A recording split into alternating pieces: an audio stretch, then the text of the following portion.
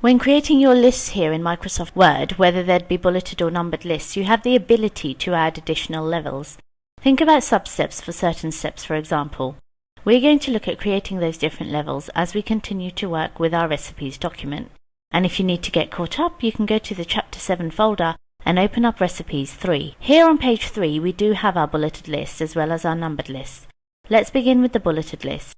We'll just click after the word stalks in the first line. We know when we hit enter we're going to get a new bullet automatically because we're using the bullet function, and it's a level 1 bullet. But if we wanted a subset here of our 24 thin asparagus stalks, we could hit the tab key to go down to level 2. Now all we have to do is continue typing. Let's type in the following, 4 to 6 inches in length.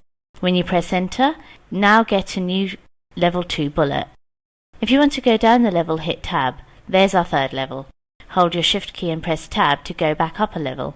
That's the exact opposite of pressing tab. If you didn't really need it at all you need to do is click in the left margin on that line and hit delete on your keyboard. It's removed and everything else collapses in and adjusts itself nicely. Now the bullets that you see for the various levels are based on the style that was selected when you were creating your list in the first place. Let's experiment with our numbered list now. After number 4, where it says roast 30 minutes, turning once, we'll click at the end of that line. We know when we hit enter we're going to get a new number 5, and the rest of the list is renumbered automatically for us. Just like we did with our bullets, we can hit the tab key on the keyboard to go down to a second level, and notice that the numbering here is actually a lowercase letter a. So let's type in use tongs to turn. We'll press enter. There's B. If we hit tab, we're down a level. Hold shift and press tab. We're back up a level. Hold shift and press tab again to go back up a level. If you really wanted a new level 1, but we do want a new level 2, so we'll hit tab.